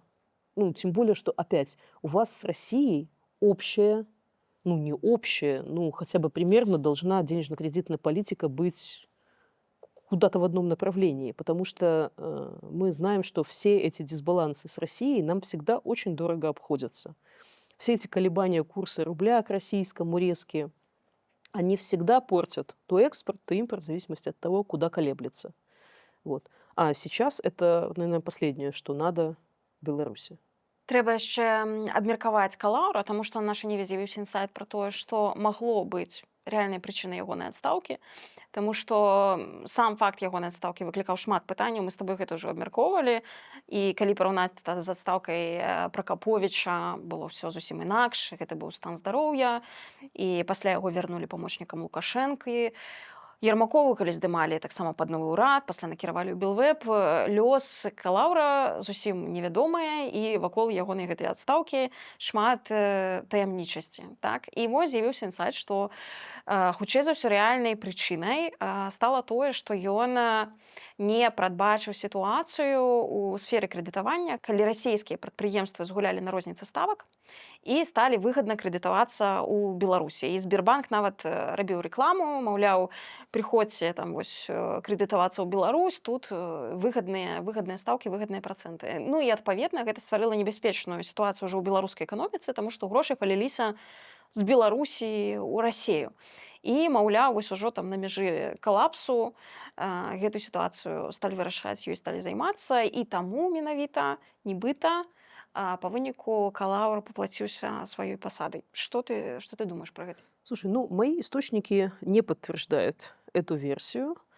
Значит, про непредсказуемость того, что начнется carry-trade, Чалый об этом, наверное, сказал в передаче еще осенью в октябре, что так будет. Диспаритет ставок всегда заканчивается этим.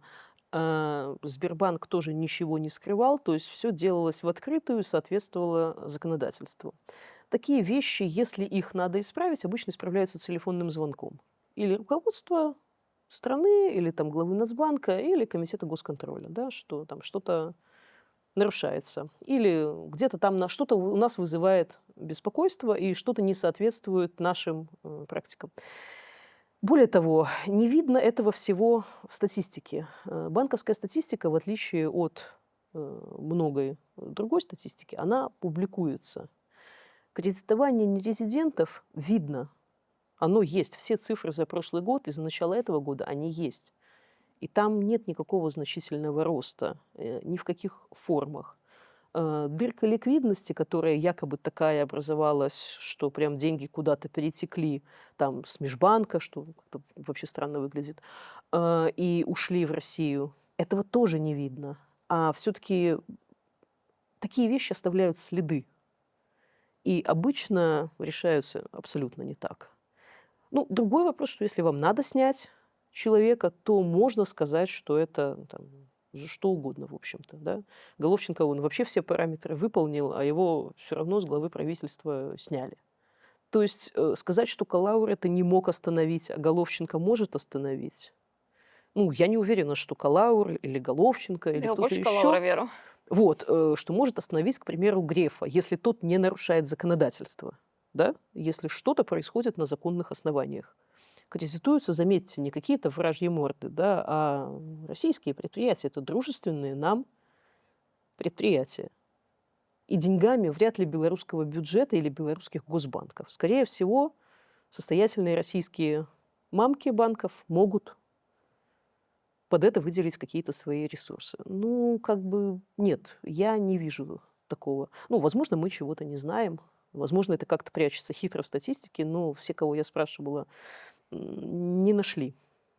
Што ты думаеш пра тое, што Лукашенка нацыяналізаваў Амкадор, буйное прадпрыемства, яго ачольваў блізкі да Лукашэнкі Шакуцін. Як так сталася? Практика национализации убытков, она такая для трудных времен в Беларуси характерная, да. Это то, что ярко происходило с БНБК, где мои коллеги некоторые пытались, значит, сказать, что вот, представляете, государство участника отжимает актив. Государство национализирует фактически убытки. Если бы предприятие генерировало прибыль, эта прибыль была бы там, БНБК или Шакутина. Предприятие генерирует убытки, и государство забирает его на себя. Да?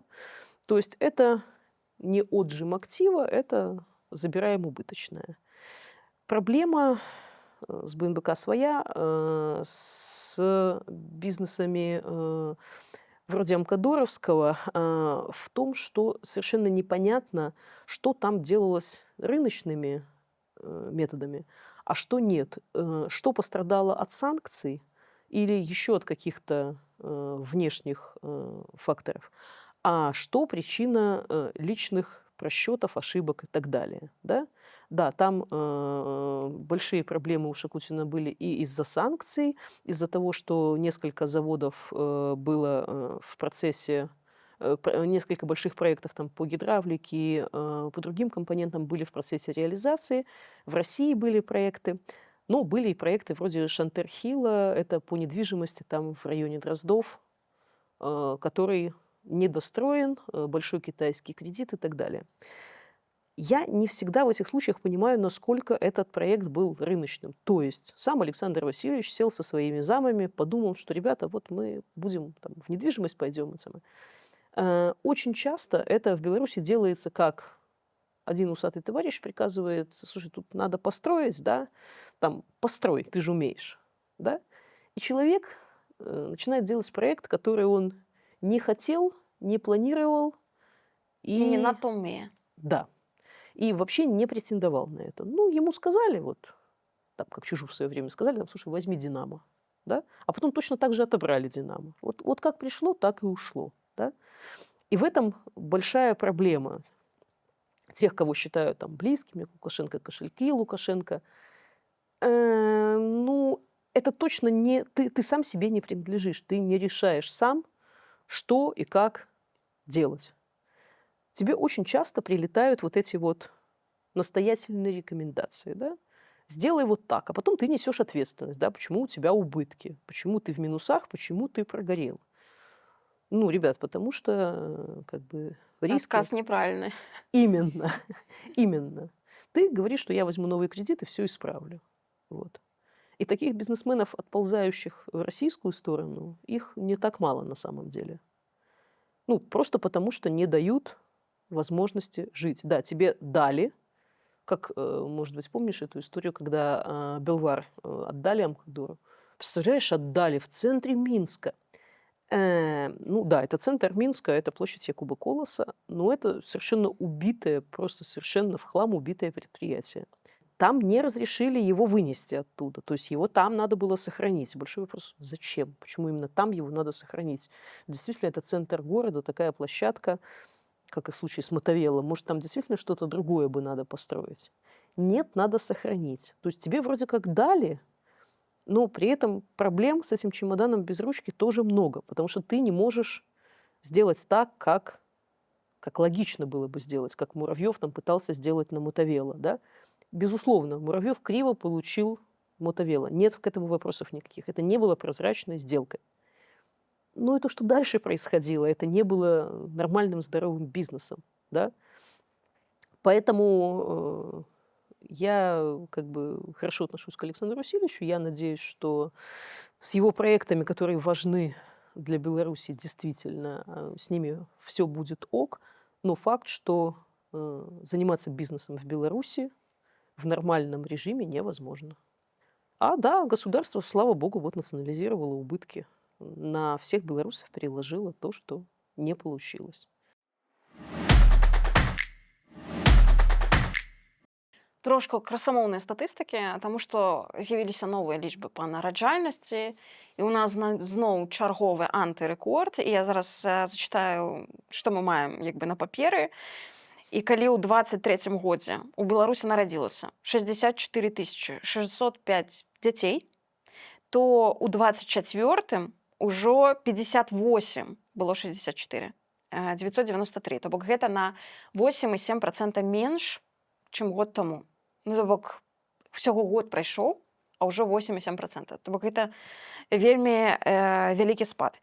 І больш за тое, увогуле гэтую статыстыку можна параўнаць са статыстыкай Украіны, якая знаходзіцца ў ваенным стане ўжо 3 гады, больш за 3 гады.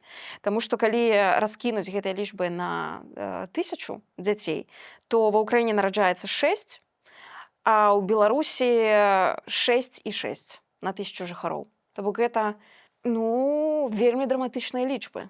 Ну, это то, о чем мы все говорили уже не раз, это геноцид белорусского народа. Да, вот его становится все меньше. Сколько за год уехало, это в тысячах уже считается. Насколько меньше родилось, в тысячах считается. И это на следующий год не лучшие перспективы. Да, заметьте, об этом не скажешь совершенно в инаугурационной речи. Про семью, про поддержку этой самой семьи, про создание условий, про финансовые и нефинансовые, инфраструктурные штуки. Мы с тобой уже обсуждали школы, да, обсуждаем, можем обсудить единственный оставшийся частный детский сад. Один на всю 40 Беларусь. детей на всю Беларусь ходят в частный детский сад. Почему, собственно? Ну, то есть в школах, ладно, да, они тому учат, но ясли. Ясли, можно сделать ясли. Давно уже консенсус есть в том, что для увеличения рождаемости, кроме финансовых стимулов, нужны инфраструктурные. Этого ребенка надо, чтобы было куда деть, поместить, чтобы все окружение помогало тому, чтобы мать могла социализироваться, могла там вернуться к работе, могла жить свою нормальную жизнь, не ждать в очередь в государственный садик. Ну, очереди сейчас в государственный садик, конечно, не будет, просто потому что мест там будет достаточно, но не всех это устраивает. Мы опять будем стимулировать маргинальную рождаемость тем, что там еще дадим вам пособие, причем до 3 лет. Это не в польские P800, которые до 18 лет. Это вот до 3 лет, а потом рожай нам нового, потому что иначе у тебя кончатся деньги. А то, что лишний род появляется, и то, что это ловушка бедности, про это мы вам говорить не будем. Надеемся, народ сам не догадается, да, что после 3 лет ребенок не перестает есть, требовать развлечений, одежды, лечения и так далее. І вось таксама паказальна, што і Іванец, міністр адукацыі, пасля таго, як яны пад маркай ліцэнзавання закрылі практычна ўсе прыватныя садкі, за выключэннем аднаго, яшчэ і там цытата ягоная, што ён заклікае: «Прыходзьце, мы будзем дапамагаць вам адкрываць новыя садкі, калі вы будзеце дзейнічаць згодна з заканадаўствам». Ну так на халеру вы их закрывали, да? Дайте спіс, что трэба поправить. Навошта вы все позакрывали, а пасля такие: приходите, будем вам допомагать открывать новое. Слушайте, если бы он сказал, что приходите, мы не будем вас трогать, мы не будем вам помогать, мы не будем вам мешать, мы просто от вас отстанем, да, эффект был бы на самом деле лучше. Потому что я себе представляю частный детский сад, которому помогает Иванец. Ну, в подавляющем большинстве, для подавляющего большинства владельцев это будет просто кошмар и ужас. Не трогайте нас, пожалуйста. Тем более, что сейчас все-таки и идеологизация и так далее будет двигать к тому, что люди, которые имеют ресурсы на частное образование, будут учить детей за пределами страны. Все-таки. Ну, не получается. Не получается хотя бы какие-то оазисы сохранить, чтобы ребенка там, допустим, не мучили вот этой идеологической ерундой, не водили в военной форме и так далее. Але для аб'ектыўнасці трэба сказаць, што насамрэч такая драматычная сітуацыя не толькі ў Беларусі, таму што увогуле гэты рэйтынг антынараджальнасці ачольваюць Тайвань і Паўднёвая Карэя, дзе, здаецца, нашмат лепшыя ўмовы, чым у Беларусі для жыцця, так, і больш свабоды, і, напэўна, магчымасці большыя. Але тым не менш праблема застаецца, таму што ну насамрэч гэта комплекснае пытанне, так, таму што тут не толькі пытанне рэпрэсій, дыктатуры і магчымасцяў, так, а тут яшчэ пытанне таго, што жанчыны пачынаюць нараджаць пазней, таму што ёсць іншыя прыярытэты, ёсць жаданне будаваць кар'еру, ёсць жаданне пажыць для сябе, то бок трошку мяняецца ўвогуле ўспрыманне сям'і сучаснае, так, трошку мяняюцца, не трошку, а кардынальна мяняюцца ўвогуле стасункі паміж мужчынам, жанчынай, так, і цяпер часта гэта такое партнёрства, то бок мы можам хутка сысціся, хутка разысціся, і гэта окей. Вось таму, канешне, тут шмат фактараў гэтай праблемы, і вырашыць яе нейкім там адным указам ну немагчыма, але гэта не значыць, што нельга з гэтым працаваць. Понимаешь, это как с проблемой взросления, подростковой агрессии и так далее. Да? Давай и тут ждать, пока, наверное, Netflix нам снимет, чтобы мы увидели, посмотрели и поняли масштабы проблемы. Потому что я вижу сейчас, как активно и отчаянно в России пытаются эту проблему решить. Да? Там, родишь до 23 лет, мы тебе там 500 тысяч дадим. Да? Там, родишь там, со школьной скамьи, мы тебе еще больше дадим. Ребят, ну как бы маргинальную рождаемость нагонять тоже не надо. Да? Надо понимать, почему, чего хотят женщины, да? Тут, наконец, я вот от Турчина услышала, что то, что мы от белорусских властей давно не слышали, что я хочу масштабное социологическое исследование, важно понимать, что важно людям, да? Ну, действительно, важно понимать, чего тогда хотят женщины. Можно ее стыдить, можно говорить, что она там должна, можно говорить, что ее там в университет не надо брать, на работу не надо брать, пока не родит, все что угодно. Ну, а можно просто попытаться понять, что ее пугает, что, почему она хочет другой жизни, и что ей надо, чтобы она все-таки захотела этого ребенка. Ну, вряд ли это 500 тысяч. Это хороший стимул, да, российских рублей. Вот. Попытаться понять, попытаться все-таки покопать немножко вглубь. Ну и да, распугивать не надо. Вот я не понимаю совершенно, как они планируют эту закончить историю с репрессиями, но она захватывает все больше и больше людей и реально просто распугивает и рождаемость, и производительность, и инвестиции, и даже качество, про пятилетку которого Головченко забыл. І насамрэч алармаваць рэальна ўжо час, таму што па прагнозе ААМ, калі ўсё будзе ісці цяперашнімі тэмпамі, то да 2100 года у Беларусі застанецца трошку больш за 4,5 мільёна чалавек. Да якіх наступстваў гэта прывядзе, ну, відавочна. И можно сколько угодно называть это некоторыми инсинуациями, да? Это математически рассчитанная цифра, да? 7 миллионов к 50-му и 4 к 100-му. И как бы странно, ну, можно назвать это инсинуацией, можно даже там запретить или объявить экстремистскими ООНовские структуры, да? А можно подумать, порефлексировать и попытаться понять и что-то сделать. Было бы полезно. Дзякуючы Карпянкову мы даведаліся, што ў Беларусі драматычная сітуацыя з падзеннем дронаў, проста сапраўдны дронапад, як бы жахліва гэта зараз не гучала, таму што калі верыць ягоным словам, а у нас няма прычын яму не верыць, таму што ўвогуле гэта першае нейкае афіцыйнае прызнанне наяўнасці гэтай праблемы ў Беларусі, то ледзь не кожны тыдзень падаюць беспілотнікі ў Беларусі. І больш за тое, калі верыць Карпянкову, зноў жа, вельмі часта яны прылятаюць у жылых раёнах, у жылых кварталах, і ён сам здзіўляецца, як гэта проста побач з жылым домам падае дрон і не ўзрываецца. Маўляў, Бог ахоўвае Беларусь, так? Але насамрэч думаешь... Слушай, лично я надеялась на ПВО все-таки, да? Хотелось бы. Да. Но, видишь, забавно в то, что за ПВО отвечает в министерстве другой человек. Да, а Карпенков тут немножко, по-моему, Хренина подставил все-таки, потому что странно так не верить в ПВО, а в силу, значит, молитв и богоизбранности Беларуси, да, где вот, значит, как в поле падает, так взрывается, а как между домами 50 метров, да, так и ничего, и не взорвалось. Ну да, это показательно. Это показатель, что наше ПВО все-таки где-то в телевизоре оно очень активное, а насколько оно способно к реальным действиям, я не знаю. Какие отношения между Карпенковым и Хрениным, тоже почему он лезет не на свою поляну и дискредитирует наше ПВО. Если бы это был кто-то другой, так уже бы, наверное, 15 суток сидел за дискредитацию. Вот. Ну, в смысле падают, в смысле на дома. не к инаугурации будь помянуто. Ну, в общем, примерно такая у нас армия и происходит. Да. Главное, чтобы не дошло до каких-то реальных событий, потому что все это закончится очень быстро, потому что пока падают случайные дроны, заметьте, нигде не говорится о том, чьи они. Ну, просто какие-то. Ну, такое бывает. Атмосферное явление, да, оно ничье, оно просто залетело. Да? И я уверена на 100%, будь они украинские, об этом бы уже на Трубили. каждом углу. На каждом углу. Да. А так, эти дроны, чьи надо дроны, но не взрываются.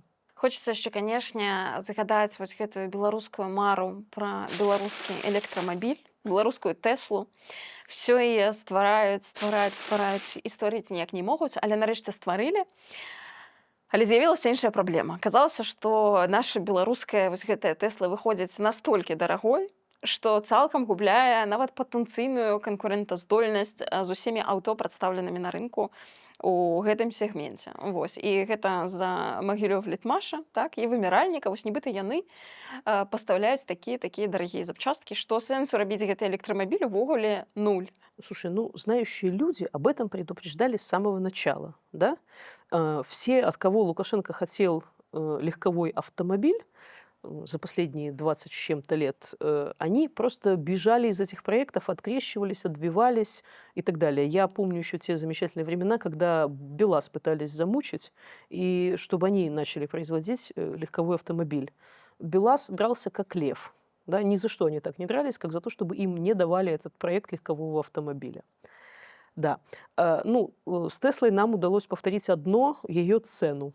Ну, да. Реально там 40-45 тысяч долларов под 50 выходит, судя по всему, потому что они сказали, что нам бы попасть в вилку 25-30, а мы как-то попадаем в 40-50, и это не точно еще.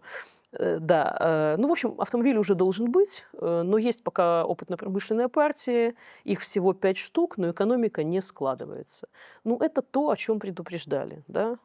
Лифт и автомобиль немножко разные штуки. Двигатель от лифта и двигатель от автомобиля в серийном производстве, ну, в общем, люди предупреждали, да, вот если вам Академия наук что-то пообещала, вот с нее требуйте, да. Ну и опять, проект может не получиться, так бывает. Если бы все опытно-промышленные образцы доходили до серии, то мир был бы совершенно другим. Но они не доходят. І Поэтому... вось гэта, ведаеш, яшчэ ж пытанне таго, калі ты робіш гэта, калі ты пачынаеш гэта рабіць, у якім часе, у якім кантэксце, так? Таму што калі ў нас ніколі не было паспяховай вытворчасці такога кшталту аўтамабіляў, то запусціць яе з нуля ў 25-м годзе, калі на рынку ёсць гіганты, якія прайшлі гэты шлях яшчэ там 30 гадоў таму, навучыліся, выпрацавалі самыя там бюджэтныя, самыя тэхналагічныя мадэлі, а мы пачынаем умоўна вучыцца хадзіць на кастылях. Двигатель от лифта пытаемся приспособить, значит, ну вы еще от швейной машинки что-нибудь возьмите. Ну і тое самае, як спрабаваць стварыць беларускі iPhone.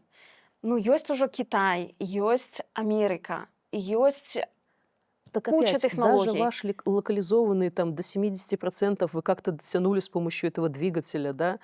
На 70% этот электромобиль белорусский. А остальное? А батареи? Ну, как бы вы обещаете, вот мы с Россией там начнем. Это как двигатель для БелАЗа, который тоже Россия обещает, делает пока как получается, обещает сделать хорошо, ну, когда-нибудь потом. Года 2-3 еще надо. Ну, еще чуть-чуть, и мы уже начнем его испытания.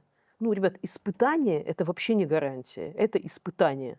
Обычно на этом моменте выползает куча проблем, болезней всяких детских и взрослых у этого изделия.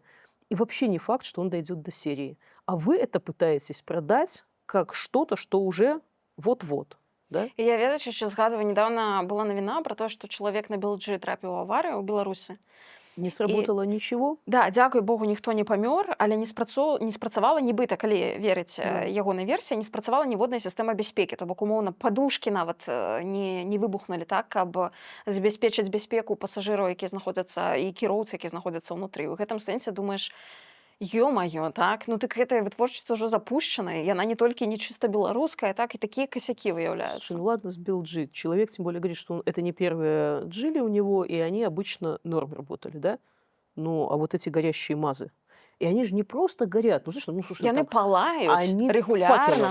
факелом просто. Ну, просто как, я не знаю, как вот враги для Netflix специально, значит, подожгли. Ну, ребята, не должно так гореть. Ну, не должно. Это же люди, пассажиры. Там дети, детей возят, да, там инвалиды, коляски, толпа людей, час пик. І ладно б адзін, ты думаешь, Ну, ну нешта пайшло не так капітальна. Яны м, гараць абсолютно регулярно. причем масштабным факелом. Ну, просто страшно. Ну, вначале это было смешно, реально, да, сгорел на работе, ха-ха-ха, да, подарили 50 автобусов, а зачем, ну, они же горят, мы в следующем году еще подарим, чтобы убытие компенсировать, да, очень удобно. А я опять со своим подарком. Наверняка вам он снова нужен. Ну, это уже реально не смешно. Ну, решите же, наконец, эту проблему, да. Вы ее не хотите рефлексировать, вы ее не хотите решать. Вы на уровне главы государства отмахиваетесь от нее, говорите, что это там в Питере не умеют ни хрена обслуживать технику. Ну, Питер вам все уже объяснил, да, у вас и у самих горит. Ну, сделайте же с этим что-нибудь уже, да. Ну, это же уже антиреклама какая-то. Просто ходячая, ну, в смысле ездящая и пылающая. Подгорает, да. Можете сказать, что у беглых подгорает. Ну, потому что это реально опасно. Я очень рада, что эти люди пока не добрались до самолетов. Ну, потому что это опасно. Абсолютно. Дзякуй, Воля. Дзякуй, сябры, што былі з намі. Гэта быў аналітычны выпуск ТОК з эканамічнай глядальніцай, галоўнай рэдактаркай плана Б Волі Лойка. Мяне завуць Наста Роўда. Я нагадаю, што нас можна падтрымаць рублём, і мы вельмі будзем вам удзячныя, калі вы гэта зробіце, таму што гэта важна, і беларуская журналістыка проста мае патрэбу ў вашай падтрымцы, таму, калі ласка, любым зручным спосабам зрабіце гэта, калі вы маеце магчымасць. Проста ў апісанні пад гэтым відэа будзе некалькі варыянтаў, як гэта можна зрабіць. Можна праз PayPal, можна праз Buy Me a Coffee, любым зручным вам спосабам. Мы будзем вам за гэта вельмі дзячныя. Падпісвайцеся на канал. Нашы выпускі з Волі выходзяць кожныя 2 тыдні. Дзякуй, што вы з намі.